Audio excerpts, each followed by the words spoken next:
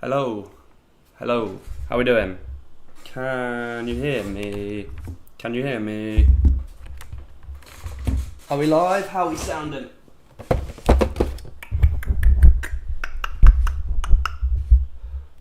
Talk to me, talk to me.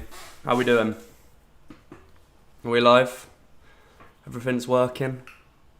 Possibly? Yeah. Okay.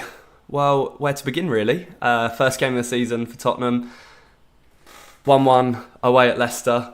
Very, very reminiscent of last season's opening game away to Brentford, where we drew 2-2. I'm not sure how good of an idea it is me doing this exactly like 3 minutes after the full-time whistle's going, because it is the first game of the season and I am on the verge of like a monumental head loss. And the reason for that is because it was same old Tottenham tonight.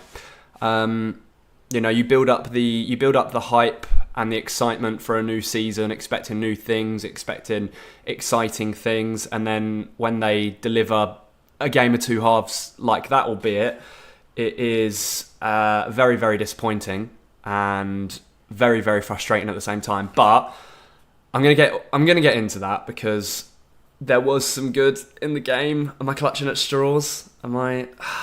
It just, compared to the first half, the second half was.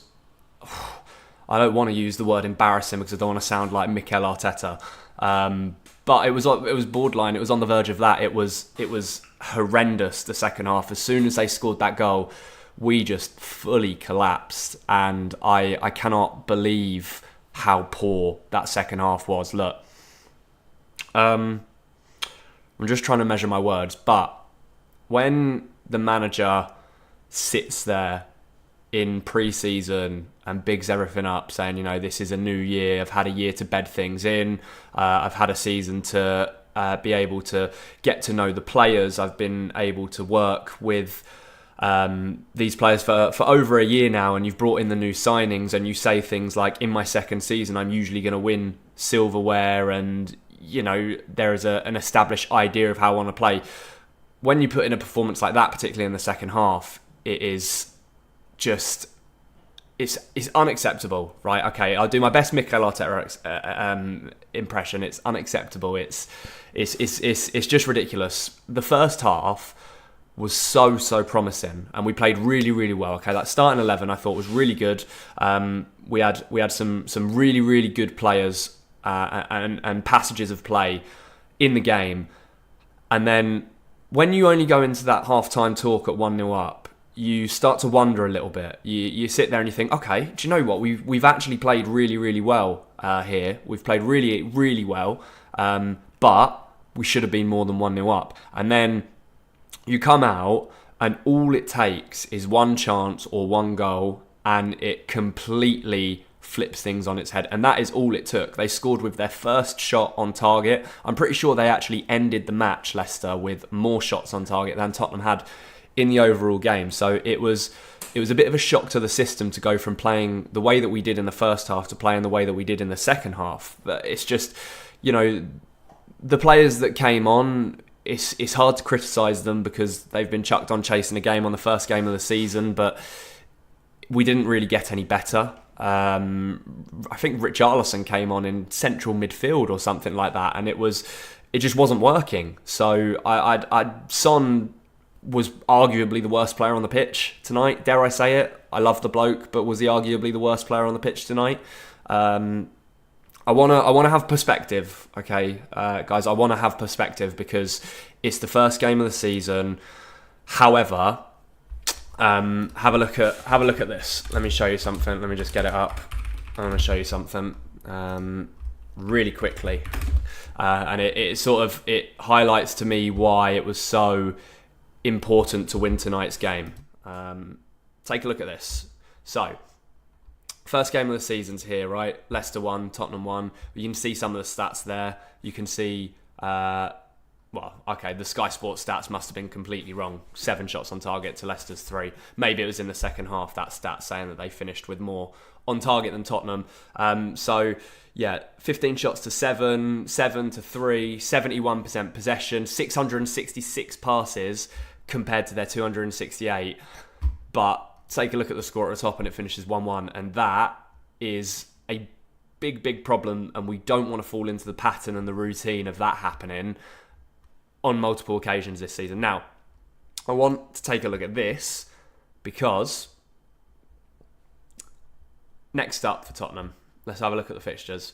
Okay, Everton at home on Saturday. Okay, you'd like to hope that we will win that game, although having watched tonight's performance, it's the same with Tottenham all the time, isn't it? You can never be sure that they're going to win a game of football, even if they play like a prime Barcelona team. If you don't take your chances and don't put yourself in a comfortable position, there's every possibility that a team like Leicester are going to come and bite you in the backside and cause you problems, which they did. And then if you look after that, though, after the Everton game, take a look at the next sort of 4 or 5 games. Newcastle away, a ground we notoriously struggle in. Arsenal at home. That is going to be incredibly tough so early in the season. Brentford at home, okay, fine.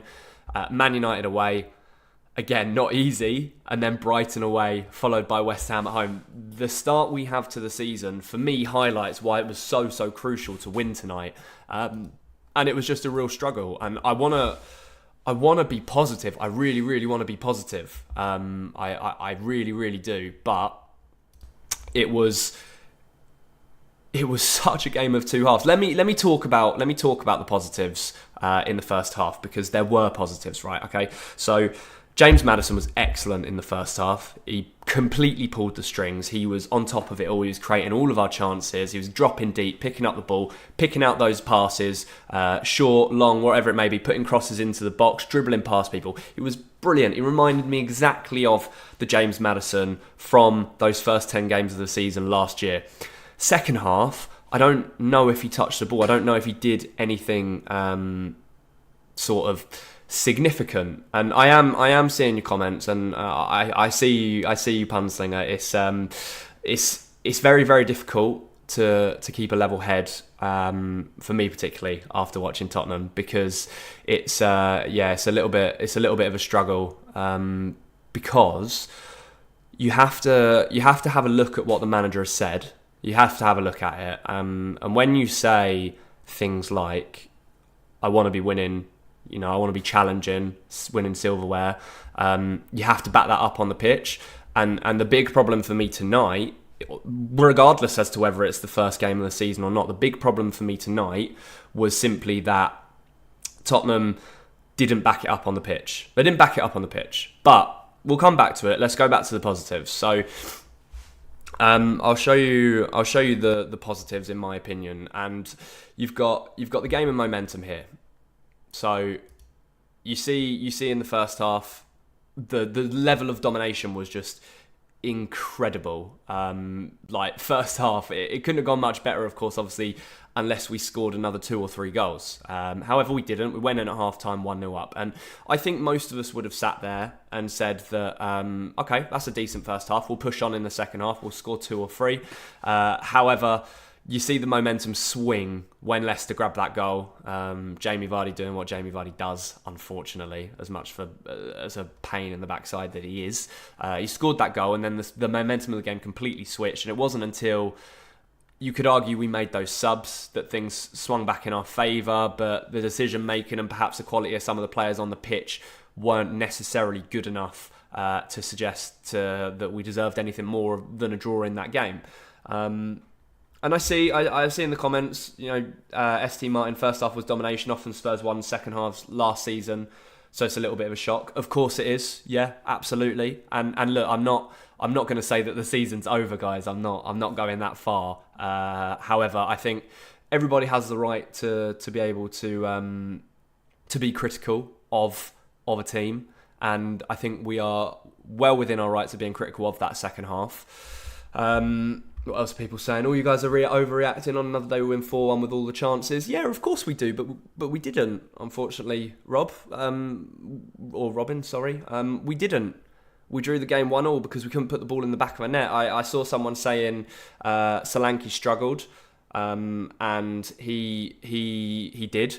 He had a good few chances though. I think he had like 4 or 5 shots on target in the end, Solanke. So he wasn't void of chances. And I think the good thing, and one of the positives we can take away from this game, is that Solanke was involved and he was putting himself about. He was pressing really well. And yes, okay, it didn't fall for him. And there were periods in the game where perhaps he struggled. But it's a long, long season. And I think the positive that we can take away from that game is that he did look comfortable in that position. I wouldn't agree. I wouldn't say we have 2 Richarlisons. I think that's a bit harsh on Solanke. I mean, you saw what Richarlison did with his chance at the end of the game there. I know it was a difficult one, but still. However, it's just disappointment. I mean, tell me, how are you guys feeling? You guys that have watched the game, I know there's a few people in here that aren't Tottenham fans, but how are you feeling about the game? Tell me your honest opinions. I want to hear from you. I want to talk to you about it. The only real problem was that at half-time we weren't 3-0 up. Yeah, exactly. However, the one thing I would say to counteract that is when you're playing perhaps a team that people are suggesting are going to be the worst in the Premier League this season, then it is naturally disappointing and naturally frustrating when you don't get 3 points that you're expected to get. I know Leicester's been a bit of a tricky ground for Tottenham over the years and they always give us a bit of a weird game. However, I don't think you could have a go at any Tottenham fan that is a bit frustrated and annoyed with that result tonight. I get what a lot of you are saying, and I get the perspective that we have to remember that it is the first game of the season. There's still 37 games in the Premier League to go. And I know I shouldn't focus too much on the teams around us, but when you have a look at the other results, when you have a look at the fact that Fulham, that Manchester United, Liverpool, Arsenal, Newcastle, City, Aston Villa all won their opening games, some of them playing harder teams than we played tonight, then yeah, it's really, really frustrating. I think I do want to have a look at some of the social reaction and some of the what some of the people online are saying, because I think it's valid. I think I want to make this a space that people are free to vent and get their feelings and frustrations out, particularly when things are going not necessarily the way we want to, because I'll come on here after a lot of games this season and we will have won and we will have played really, really well, and it will be completely positive vibes, and that would be awesome. Jamie Vardy's having a party. Yeah, disappointed, but I'm not stressing about it. It's definitely frustrating though. Yeah, completely fair, Sylvester. I think second half, what went wrong in the second half was we completely took our foot off the gas. And that for me was where the big issue was. When we scored our first goal, we looked like we were trying to capitalise and we looked like we were trying to win the game by 2 or 3 goals. And then we just sort of sunk back and we let Leicester comfortably sit behind the ball. And that's where our problems started building up. Now, those of you that watched my video on Wilson Odeber, who we obviously signed from Burnley a couple of days ago, if you haven't seen it, go and check it out if you want to know more about him.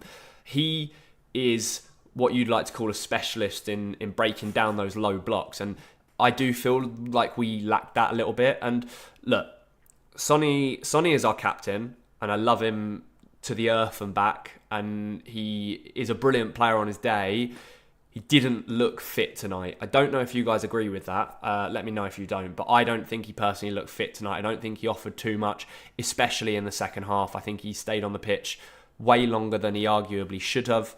Timo Werner. I tried to dress the Timo Werner loan signing back up in the summer as something that, okay, if Ange wants to do that, then brilliant. But I mean, guys. First game of the season. And do you know what? Another positive thing I will say is that Ange will be furious, and that is one of the things I really, really like about him, is his siege mentality. Ange's siege mentality. He will be absolutely furious about that result, and rightfully so. And hopefully, I'm looking forward to seeing what he says in front of the media. We had so many chances in the first half that we could have took it, and it's this problem we had last season. That's a really, really good point, Christopher.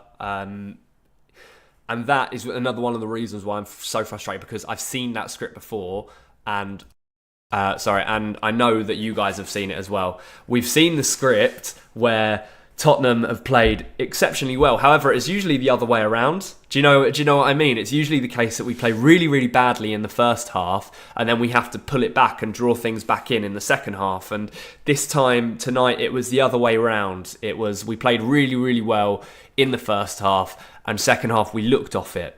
And there will be a number of reasons for that. One of them being Leicester seized the initiative and saw that we were slowing things down and we weren't necessarily playing with that same level of aggressiveness that we perhaps did in the first half. They scored their goal, and then, you know, when you're in a home stadium, first game back in the Premier League after being relegated, it's going to be tough regardless of the team you're playing. That is the truth of the matter at the end of the day. But it was the same old Tottenham in that second half.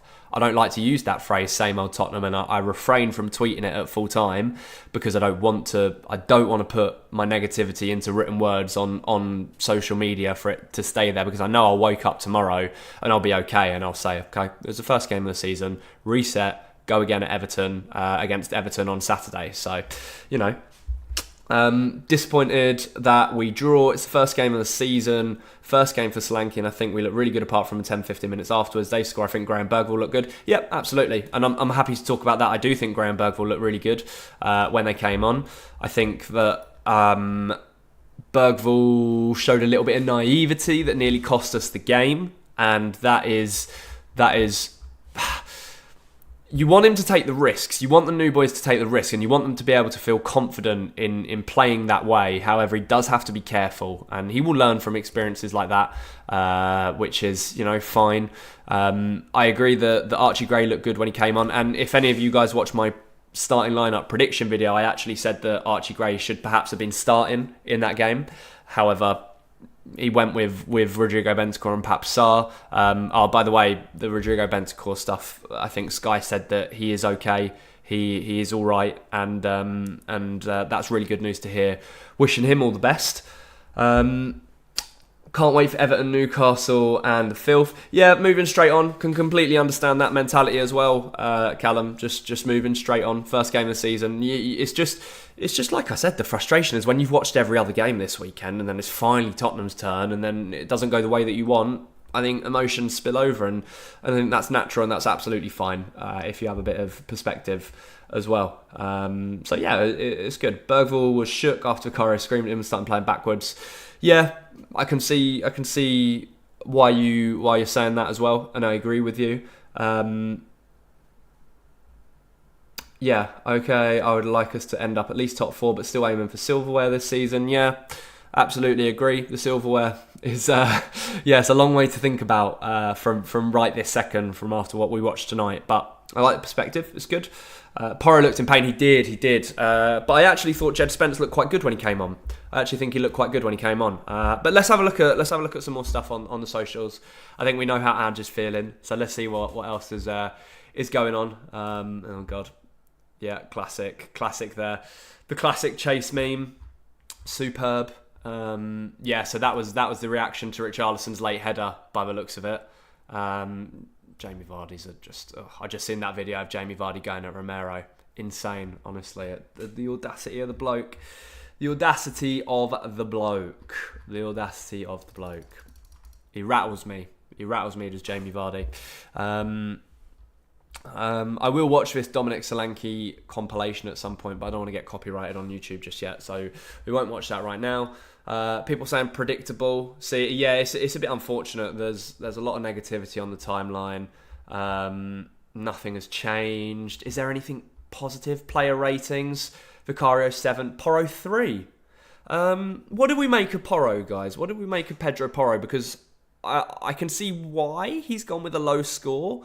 However, I feel like some of these ratings are a bit harsh. I think Porro was perhaps maybe at fault for their goal. But offensively, he was excellent. It was excellent. Yeah, I mean, I know some of you have been incredibly doomsday vibes is in the chat. I mean, Ed, relax, man. Relax. First game of the season. Have some perspective. Third in Europa League win. Trust me. Okay. Poro performance tracks Euro Club. That's second half ratings. Yeah, second half ratings. Okay. Yeah. Thank you. I didn't read that top line. Yeah, fair enough. What a fall from grace. Udogie a solid 1 in the second half. Let's be real. Yeah, do you know what? That is another thing as well. The players dropped off massively in the second half, and where we were winning those battles and those second balls, that was where the big struggle was. Udogie all of a sudden started losing his duels to Fatuwu, or however you say his name, over on the right wing. We were losing the midfield battle as well, and that's what I put out on social media. I said we needed a change, particularly in midfield, because we weren't winning those battles anymore. You know, when you get played around by Harry Winks in the second half, it's a struggle, isn't it? So, yeah. To be fair, last year we drew our first match and went on a run. Yeah, of course. It's slightly more worrying this season just purely because of the run we've got in the next 5 or 6 games. We've got some very, very tough fixtures coming along. But, you know, Andrew's got plenty of time to work on that as well in that time. So, yeah, let's see. Should we have a look at some Tottenham hot takes? Kulu's our best winger. Yeah, should we talk about Kulusevski? So, in the pre-season, in the predictions video that I did, I had Kulusevski starting right wing, and when the lineups came out, I completely understood why Ange went with Brennan Johnson on that right wing. It seemed he wanted to utilise the pace and the pressing. I mean, Decky does, of course, press, but he wanted to utilise the pace. Didn't necessarily... Well, it did work in the first half, and it's really harsh on Brennan, because he was really good at winning his duels. He worked incredibly hard, but I just feel like it was maybe the same old story, in the sense that his final ball and his delivery in the final third wasn't excellent. It wasn't very good at all. So, yeah, interesting. Very, very interesting there. But when Kulusevski came on, I thought he was really good, and noticeably sort of played in the middle and on the right wing. So he sort of kept going in and out, and he was the main centre of that attacking play in the second half when he came on. And I think he probably came on a little bit late, and I think he will or should start against Everton. If Udogie gets injured, Mickey can play there, but if they both aren't there, then we have a problem, of course, yeah. Commonel, thank you, Joe. Appreciate it, dude. Commonel, sounds like you were on the go-kart track the other day. We need wingers who take on their man. Yeah, that's what I was saying about Odegaard, man. I think he's the type of player that does that. Whether he's got the quality to perform at a top 6 club, we don't know. So yeah, that's the concern that you have in that sense. Johnson final ball trash. Yeah, get it. Completely get it.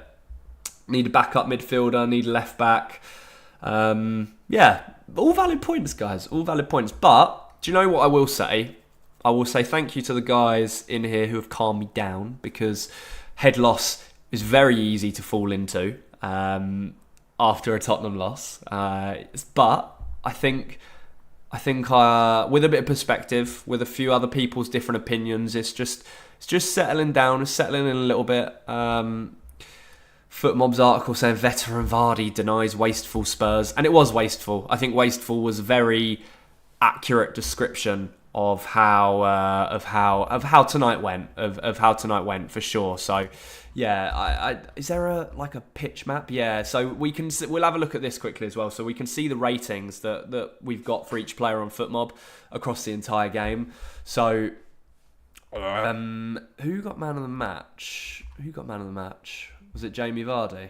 Might have been Jamie Vardy, but it doesn't tell me down there. But we can see those player ratings. You've got Vicario at a 7.8. I don't think he did too much wrong, to be honest. Maybe some of his deliveries under pressure were a bit underwhelming, but not horrible. We're all in this together with the highs and lows. Hopefully it's more highs. Absolutely. Why am I so red, Kai? Because it's hot in my flat. It is absolutely roasting hot, and I'm sweating, and I'm sorry, and I need to buy a ring light to give me better light on my face, but I'm hot.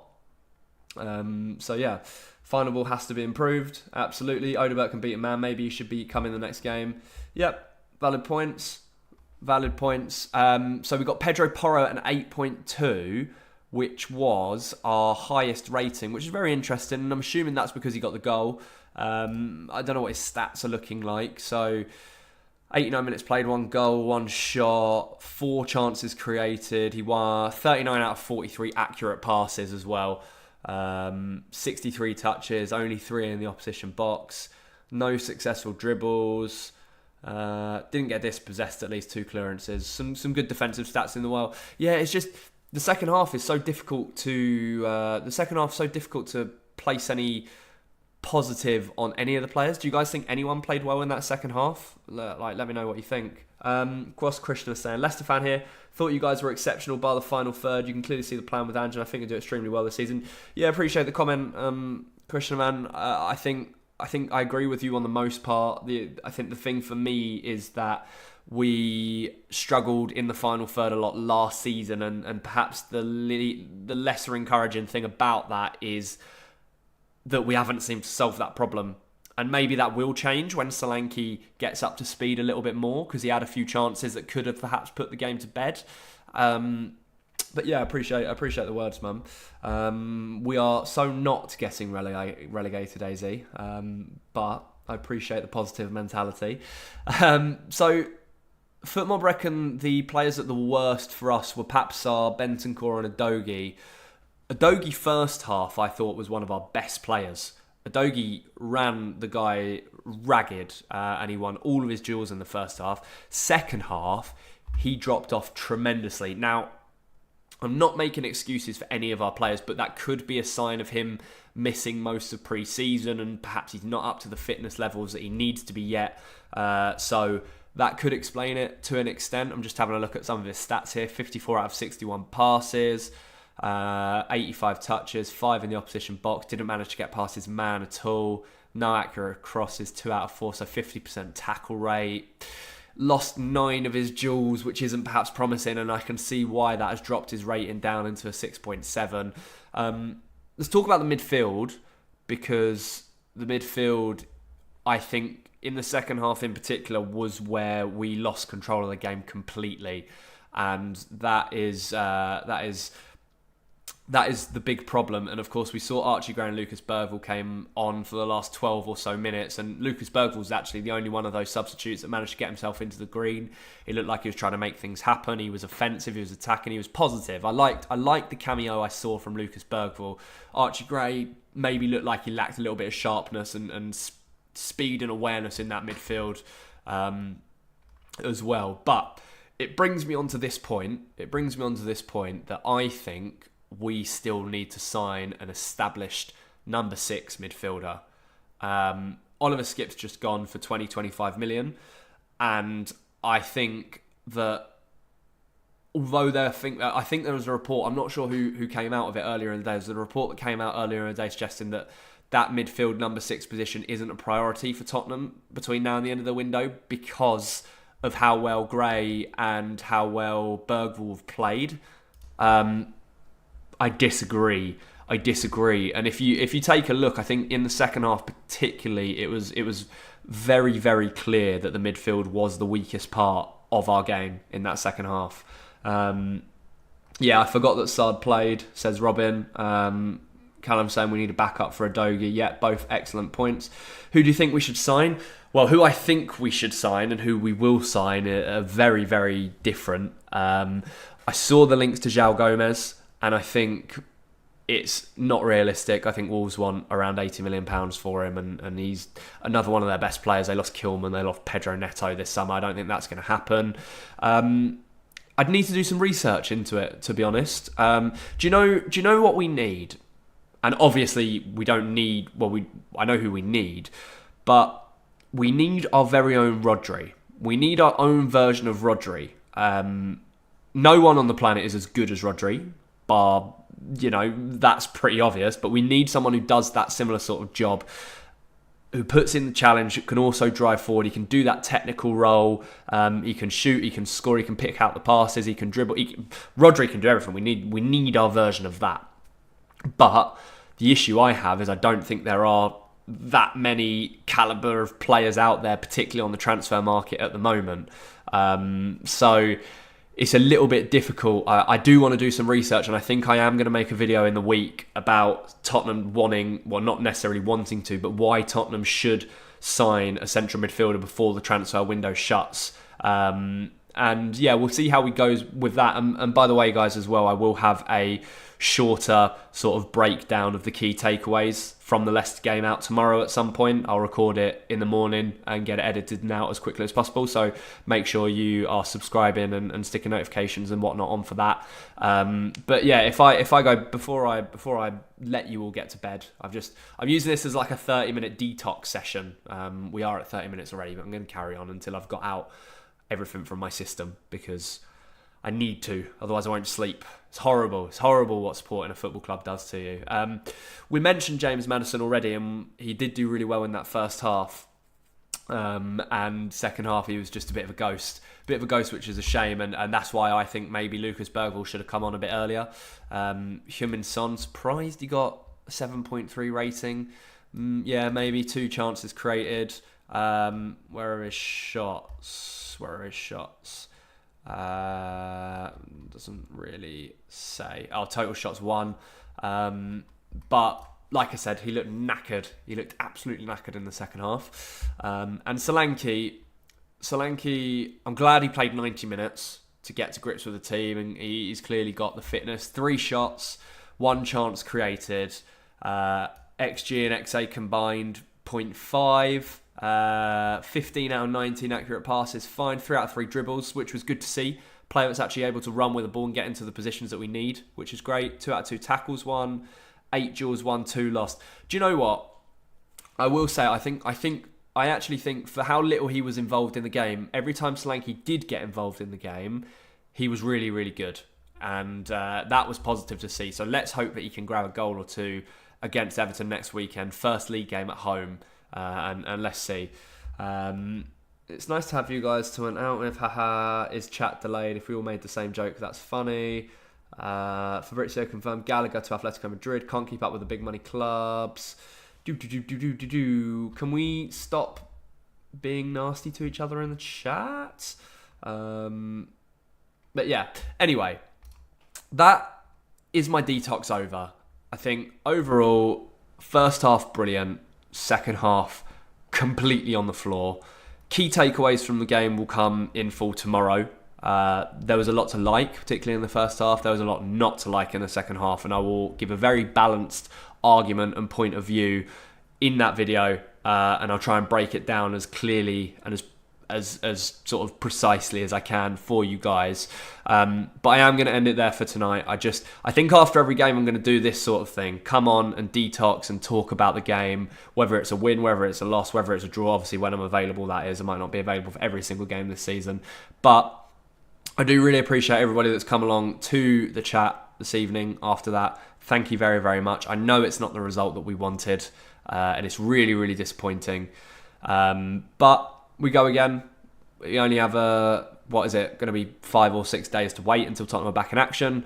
Hopefully there's some movement in the transfer window in that time. Hopefully we can regroup and can get his grips. Actually, has Ange come out with any quotes yet before I end? Let me just see if he said anything. Ange has confirmed that Bentancur's conscious and communicating. Disappointing night for us. Hang on, let me get the cam up. Disappointing night for us. First half was excellent and controlled the game, but wasteful in front of goal. Second half was the same. We started off well, and once Leicester scored, the crowd lifted and we lost our composure. It was an issue we had last year. I really, really like that comment. It was an issue we had last year, and I'm really glad that he is recognising that and saying that out loud straight away. At times we made poor decisions. We need to keep working hard and be a bit more ruthless in front of goal. When we are that dominant, we should be out of sight. We play to score goals and we didn't score. The dominance is great, but if you don't score, it's meaningless. To be that wasteful tonight is disappointing. We just weren't clinical. It's not our football or effort. To get results, you need to be a lot more ruthless in the final third if we won't get the rewards our football deserves. All the debut moments were okay. It's not our football or effort. To get results, you need to be a lot more ruthless in the final third. If we won't get the rewards our football should get. The responsibility is on me. That's why you coach. Okay, so Ange is taking responsibility for the result. So it is what it is. But look, we'll go again. First game of the season. We drew the first game of the season last year. It's not like anything's decided at this point, is it? So, yeah, we'll see how we go. But, yeah, like I said, new video coming out tomorrow, breaking down the game. Thank you, everybody, for coming along and speaking to me and detoxing about the game. I enjoyed it. Hope you enjoy the rest of your evening. Enjoy the rest of your week. I will try and calm down. But, yeah, thank you, and I will catch you in the next one. See you later.